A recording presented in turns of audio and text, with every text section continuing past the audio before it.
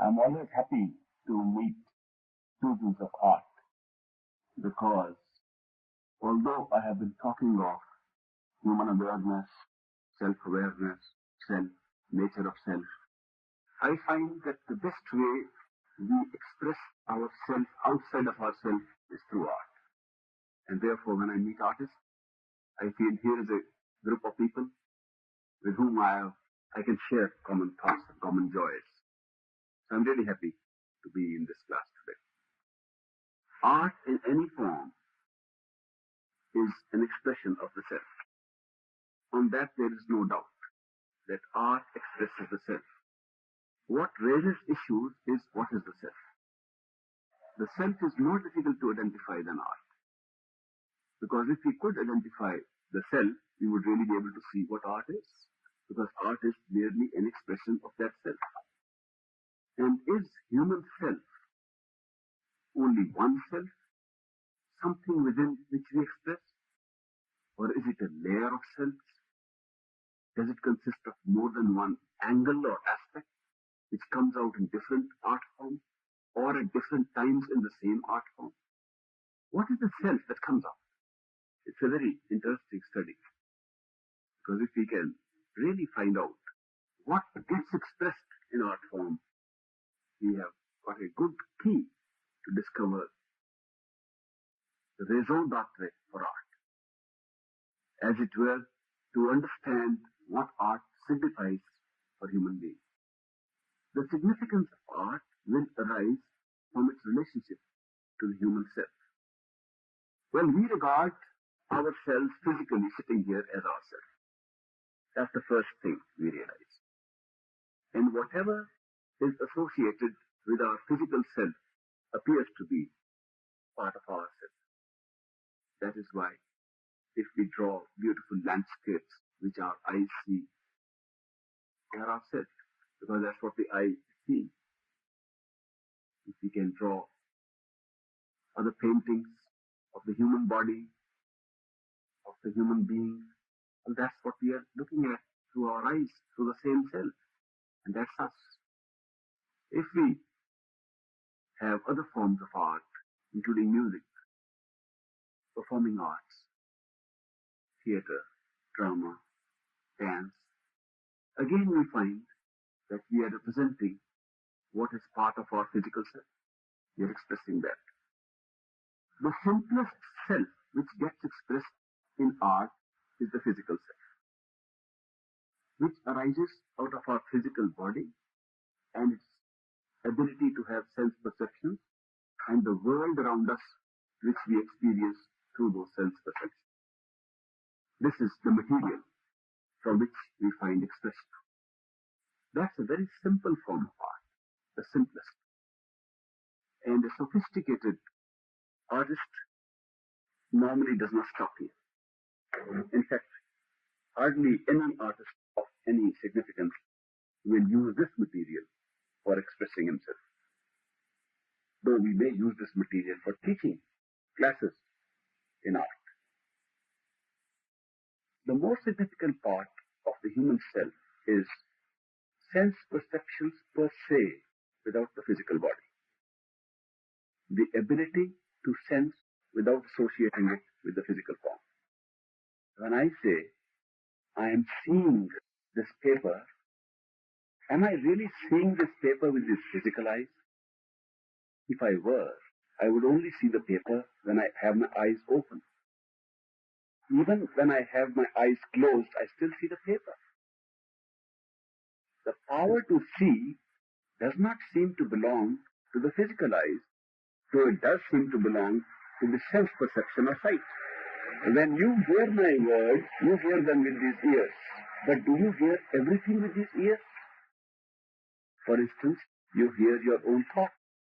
Your thoughts spoken out by your mind. In words, you hear them. Do you hear them with these ears? Do the physical ears have any relationship with the experience of listening, what is not physical? Yet the listening is the same. The capacity to listen is not dependent upon these ears. It exists so long as we are conscious. So it is a capacity of consciousness. The same thing is true about other sense perceptions. We have an ability to perceive through senses without the use of any of the physical organs of sense. When we perceive through senses without the use of the physical body, we are moving on to a deeper layer of our own self. And art really begins from there. Art begins by expressing ourselves from that experience of the self which does not use the physical body, yet uses sense perception. People have tried to use many words for this experience. Imagination, memory, hallucination, all kinds of things. All kinds of words have been used for people who can perceive without the use of the physical sense. But the fact is, that is the self that really comes out in art. What name shall I give to that self?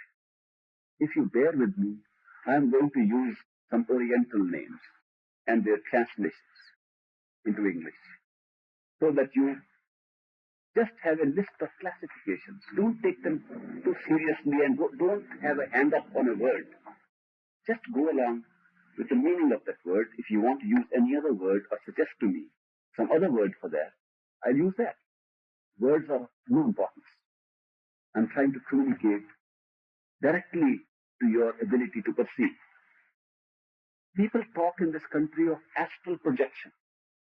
They say we left our physical body here and we walked somewhere else attached to the silver cord and came back. And when we were there, we saw what was happening there. We heard, we touched, we smelled, we tasted. We did all that the sense perception could do here. But the body was here. Maybe I can take up that term just to describe that part of the human self which uses sense perceptions without physical sense organs. Would it be all right if I call that self our own astral body? Okay, let's say that the astral body of a human being is the one that gets reflected in art. I would say that the astral life of a human being, the life that is associated with sense perceptions not functioning through physical body, is the source of all art and most of creative work upon this earth. It does not arise from what we see here at all. Very little of it. Because what this physical body can see is a very small part of what the astral body can see. Astral seeing, vision, is not limited by what is placed before it. This vision is, these eyes will only see what is placed before these eyes. The imaginative eyes of the astral self have no such limitation. They can see anything they want to see. Therefore, we see, we hear, we touch, we taste, we smell far more all the time with our astral self than with the physical body. In fact, the physical experience we have is a very small, limited part of our total conscious experience astrally. We don't realize it because of an illusion that this is being the physical body. That is imagination, something airy. It's a big illusion. The illusion is that we don't regard that thing as ourselves. The fact of the matter is, this physical body gets the capacity to perceive because of that. If we did not have the power of seeing astrally, we would have no power to see with the eyes. If we were not conscious, we would not be able to see with these eyes, even if these eyes are open. It's not the opening of these eyes that makes us see. It's these eyes being given the power to see with the astral eyes that see even physical things. All perception is therefore arising from that level of sense perception within ourselves.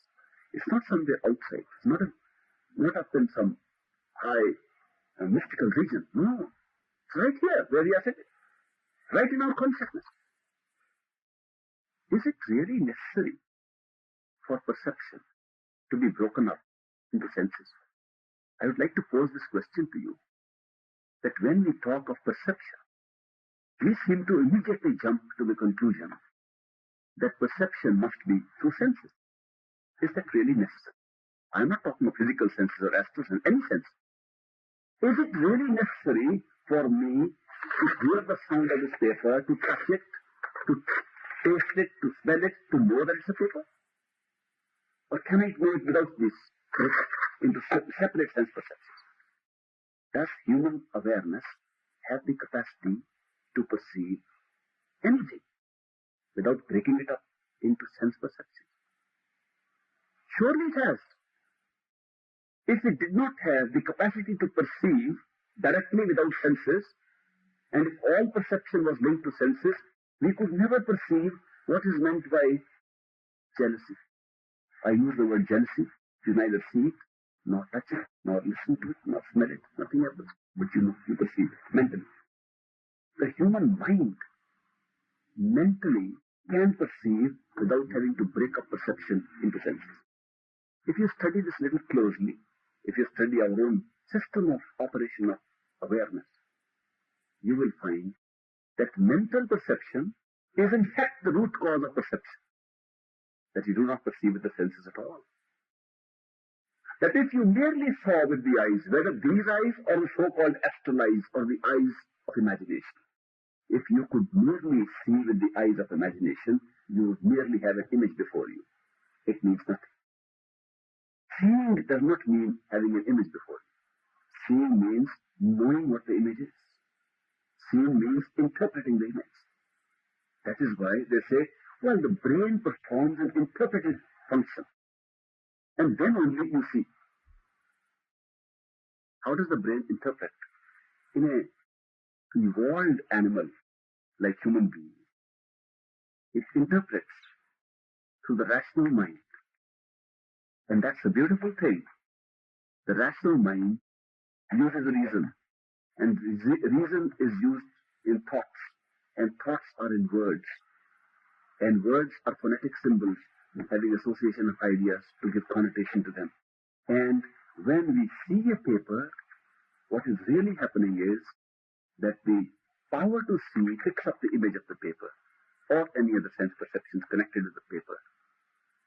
If this image is placed before the mind, and the reasoning, sensing mind picks up this impression and says to itself, that's a paper, and we hear it, and it becomes a paper. All senses can be reduced to the sense of listening. Looks very strange, but the fact is that all our perception is eventually listening. We listen to the mind telling us what it is seeing.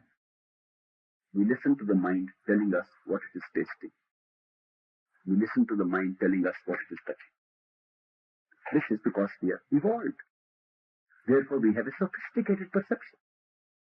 Perception is possible by the mind without using these either. Because perception is the quality of the mind, not of the senses. The senses only presented images, impulses, elements of perception. The elements, images, segments represented, the mind perceived. If we had no mind, the senses could do nothing. Even if they went on seeing and touching and tasting and hearing and smelling. Even if the senses continued to function, we would not perceive. Therefore, mental perception with which we are familiar is in fact a deeper part of our own self-perception. In fact, that perception is the cause of our knowing what we are perceiving. Without that, we would not know what we are perceiving. If we don't mentally perceive what the senses have placed before us, we would not even know we are seeing. The cause of all our experience based on sensory perception, is the mind. Mental perception is the cause. The sensory experience is the effect, not the other way around. If the mind did not have the capacity to directly and mentally perceive, to interpret, to give meaning to things, there will be no experience at all. That is why the mind is often referred to as the causal form of a human being, and often referred to as the causal body. If you don't mind, I'll still use the word causal body in relation to the astral body that I spoke of earlier. Then what I'm really saying is, we have a physical body with very limited capacity to use power of perception. That the sensory perceptions per se are the astral body having unlimited capacity to perceive through senses, but not having the capacity to interpret perception as we know it. The mind, the causal body, is the cause of all experience. And a true artist now really comes out from the real cause, from the mind. He doesn't even produce what is in the senses. Here is an artist, deep artist. So when he is producing, he doesn't even know where it's coming from. It's so deep he has never gone in to see where it's coming from. In fact, he cannot see where it's coming from, therefore he's putting it out. An artist expresses himself out because he cannot express himself in. Of course, some people have the capacity to reverse this direction of flow of attention and art and creativity into themselves. And they are called self-realized human beings. They know what the self is. But the artist is flowing his direction of attention outside. Therefore, he expresses his inner self outside and expresses that level, that depth of his inner self outside, of which he is keen to know. This is a desire for self-realization. An artist fulfills his desire for self-realization by placing outside of himself what really belongs to inside. He is really trying to find out what is in. But since he can't go in, he goes out. And when he goes out, he takes himself out. And that is art form. Mental perception, placed outside in art form, is a real inner form of the human being placed outside. Is this mental perception merely gathering of ideas and interpretation, or does the mind do anything more than that? It's not so simple. The mind is a complex part of ourselves, more complex than sense perception. Let me tell you the functions of the human mind. Then you will understand how they get reflected in art form. The lower part of the mind does what I have described now, which is sensing. It senses what the sense perception does receive. It interprets. It gives meaning to it. It makes them experience. It makes it elements of experience. This lower mind, the sensing mind, is picking up all this information and giving us experience. Then there is the middle mind, the most important part of human mind. That's called the thinking mind. That's the one that thinks in words. And that's the one that thinks continuously without break. Day and night, whether we are asleep or awake, the thinking mind is in action. It uses reason, logic, intellect, possesses ego, assertiveness. All these qualities we ascribe to a human conscious being are being used by the middle mind through its thinking power. Then there is the top part of the mind, called the creative mind. The creative mind does not really create anything. It uses the same segments and elements of perception that have been put up before it through the sensing mind. But through the churning process of thinking and intellect and logic, plus the permutation and combinations in new patterns and designs, it produces something new. What it creates is a new form, a new pattern, a new design, not the substance of that form or design. The creative mind is responsible for the highest works of art, literature, performing arts, and so on. It is from there that all this has come. Whatever has been brought into being in a form which has a beginning, a middle, and an end arises from there. Now I'll come to this beginning, middle, and end in a while again. I want to draw your attention to the fact that all the apparatus of human awareness, which I have discussed so far, the physical body, the sense perceptions, the sensing mind, the thinking mind, the creative mind, all these function in the framework of space, time, and causation. None of these experiences can take place if there is no time, if there is no space, and if it does not follow the laws of cause and effect.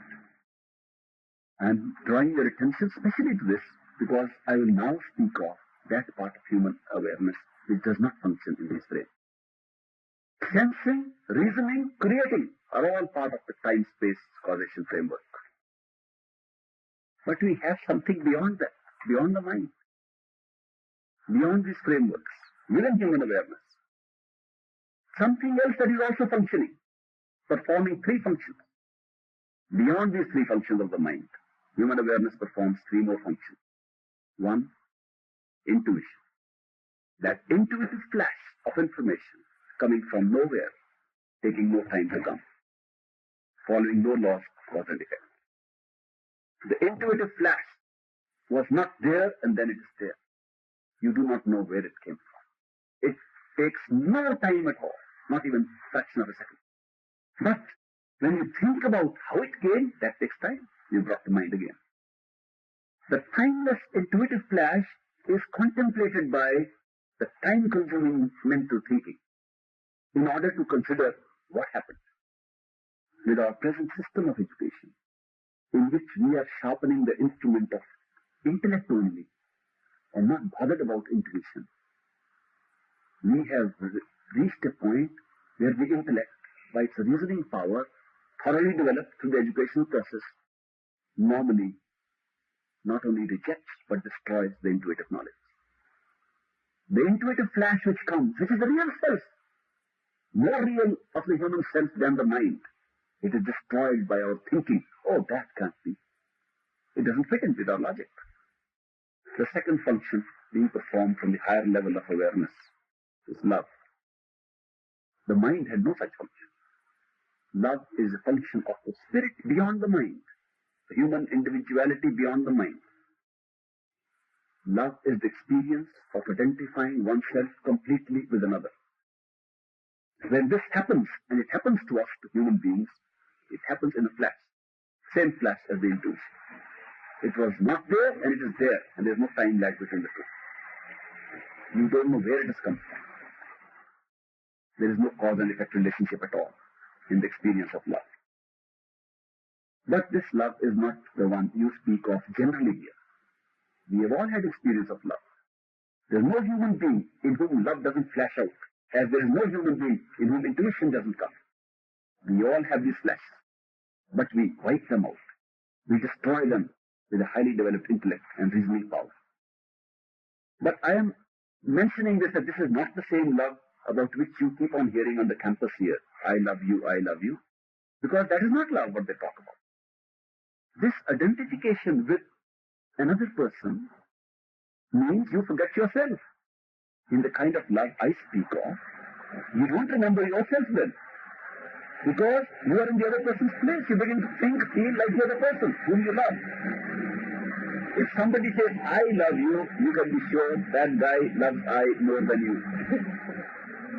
It's more of an ego trip than love. Therefore, if there was real element of love and not attachment, which I love you represents. Attachment has a feeling of two, I and you. That's attachment, that's a mental activity. The activity of the human spirit, spiritual, soul, individual, self, real self, that activity of love completely identifies you with the other person.